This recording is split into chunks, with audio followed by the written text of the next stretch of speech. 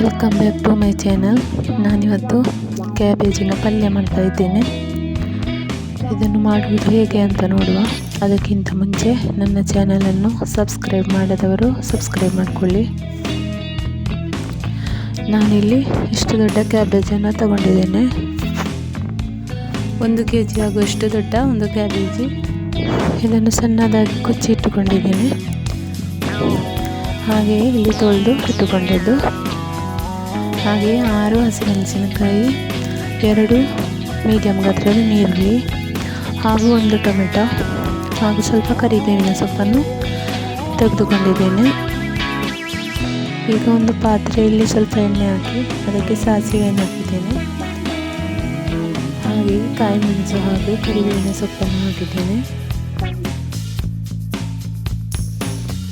ಈರುಳ್ಳಿಯನ್ನು ಕೂಡ ಇದರೊಟ್ಟಿಗೆ ಹಾಕ್ತಾ ಇದ್ದೇನೆ. ಇದು ಸ್ವಲ್ಪ ಸಾಫ್ಟ್ ಆಗುವವರೆಗೂ ಇದನ್ನು ಫ್ರೈ ಮಾಡ್ಕೋಬೇಕು.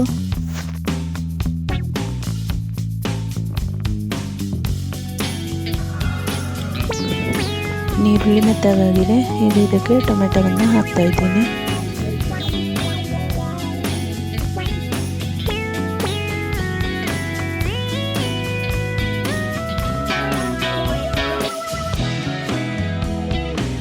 ಈಗ ಇದಕ್ಕೆ ಕ್ಯಾಬೇಜನ್ನು ಹಾಕಿಕೊಳ್ತಾ ಇದ್ದೇನೆ. ಸ್ವಲ್ಪ ಅರಿಶಿಣವನ್ನು ಹಾಕಿಕೊಳ್ತಾ ಇದ್ದೇನೆ. ರುಚಿಗೆ ತಕ್ಕಷ್ಟು ಉಪ್ಪು. ಇದನ್ನು ಚೆನ್ನಾಗಿ ಮಿಕ್ಸ್ ಮಾಡಿಕೊಂಡು 1/4 ಗಂಟೆ ಸಣ್ಣ ಉರಿಯಲ್ಲಿ ಬೇಯಲಿಡಬೇಕು.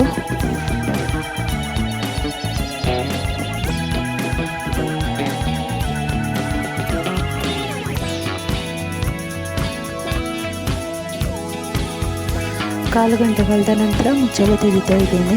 ಇದು ಬೆಂದಿದೆ. ಈಗ ನಾನು ಅರ್ಧ ಭಾಗದಷ್ಟು ತೆಂಗಿನಕಾಯಿ ಎಲ್ಲ ತಗೊಂಡಿದ್ದೇನೆ. ಇದನ್ನು ಸಣ್ಣದಾಗಿ ತುರಿದಿಟ್ಟುಕೊಂಡದ್ದು. ಈಗ 4-5 ಎಸಳು ಬೆಳ್ಳುಳ್ಳಿ ಎಸಳನ್ನು ಜಜ್ಜಿಕೊಂಡು ಇದರೊಟ್ಟಿಗೆ ಹಾಕಿಕೊಂಡಿದ್ದೇನೆ. ಈಗ ಇದೆಲ್ಲವನ್ನು ಕ್ಯಾಬೇಜಿಗೆ ಹಾಕ್ತಾ ಇದ್ದೇನೆ.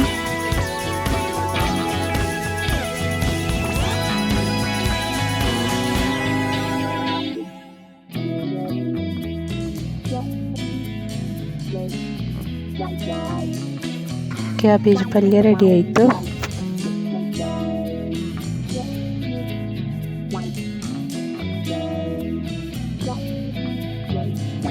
ಇನ್ನೊಂದು ರೆಸಿಪಿಯೊಂದಿಗೆ ಮತ್ತೊಂದು ವಿಡಿಯೋದಲ್ಲಿ ಸಿಗ್ತೇನೆ. Thank you for watching.